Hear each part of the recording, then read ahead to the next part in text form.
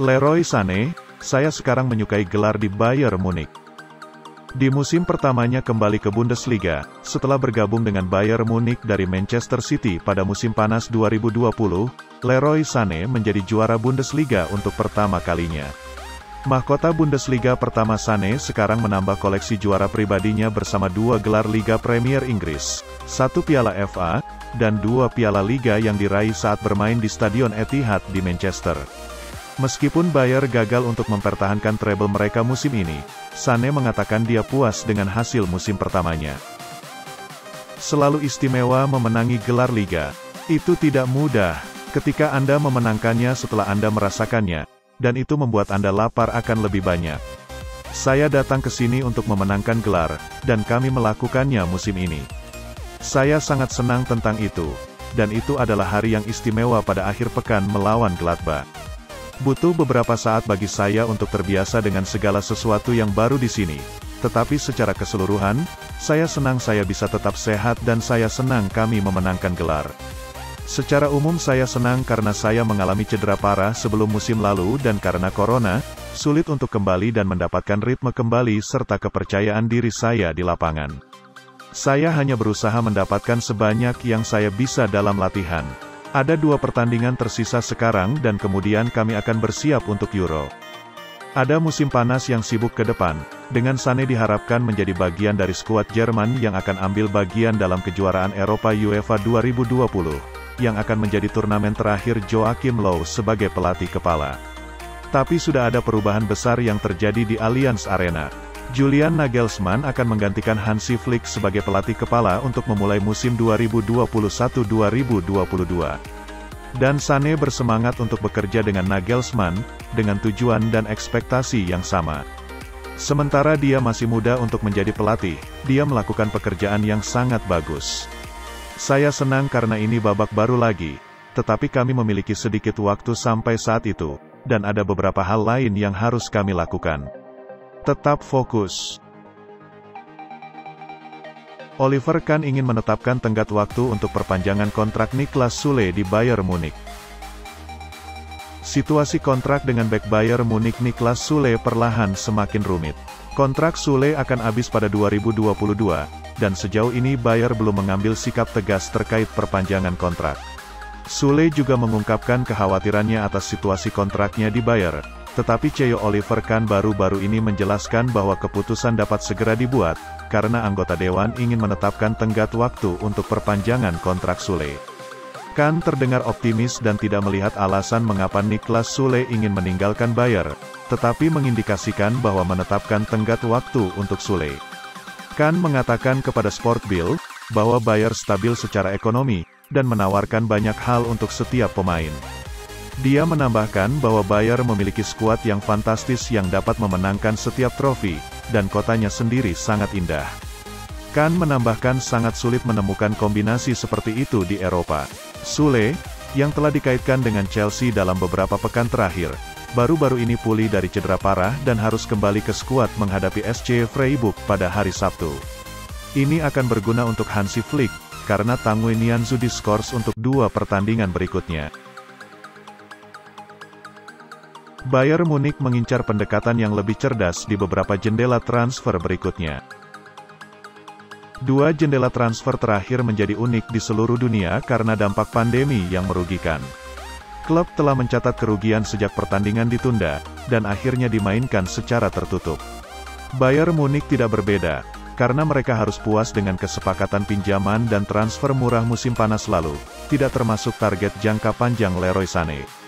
Jendela transfer musim panas mendatang akan menjadi lebih sulit karena sepanjang musim tidak ada penggemar di stadion. Kurangnya pendapatan dari pertandingan di stadion, telah membuat semua klub berjuang sepanjang musim. Die Roten telah menyelesaikan satu kesepakatan besar dengan mencapai kesepakatan dengan bek RB Leipzig Dayot Upamecano. Masih ada beberapa area yang perlu diperbaiki dalam skuad saat ini, karena akan kehilangan beberapa pemain berpengalaman yang vital di akhir musim. Namun semua area tidak dapat ditangani dalam satu jendela untuk Munich. Saat berbicara dengan Sport Bild, anggota Dewan Bayern Oliver Kahn, mengakui bahwa mereka harus jauh lebih pintar dan lebih efisien dalam beberapa jendela mendatang karena dampak pandemi. Ketika saya bergabung dengan Dewan 1,5 tahun yang lalu, situasi keuangan berbeda dengan hari ini. Dalam beberapa tahun ke depan, kami harus sangat pintar di pasar transfer. Ini tentang mengambil peluang dengan sangat cepat. Ini akan menjadi tugas yang sangat berat. Bayer dikenal efisien dan cepat dalam jendela transfer. Selama sebagian besar dekade terakhir, segera setelah mereka mengidentifikasi target, kesepakatan itu diselesaikan dalam waktu singkat. Mereka juga menghindari perang penawaran. Hingga 2019, rekor biaya yang dibayarkan klub lebih dari 40 juta euro. Biaya rekor baru jauh lebih tinggi karena mereka harus merilis klausul rilis aktif Lucas Hernandez pada 2019, untuk meningkatkan opsi di lini pertahanan. Musim panas lalu adalah anomali bagi Die Roten, karena mereka berusaha keras untuk menyelesaikan kesepakatan di akhir bursa. Mereka menyelesaikan 4 penandatanganan dalam beberapa hari terakhir jendela transfer. Beberapa dari transfer ini, seperti Douglas Costa, Bouna Sarr, dan Marc Roca, gagal menampilkan performa yang impresif musim ini. Gelandang tengah dilaporkan menjadi agenda klub musim panas ini. Mereka harus bergerak cepat dan memilah transfer sebelum pramusim, untuk memastikan Julian Nagelsmann memiliki kesempatan untuk menerapkan sistemnya. Bayer mundur dari perburuan Erling Haaland setelah biaya transfer yang diminta Dortmund sangat besar. Selalu dikaitkan dengan bintang Borussia Dortmund yang produktif, juara Bundesliga tidak akan mengejar Haaland untuk jendela transfer berikutnya.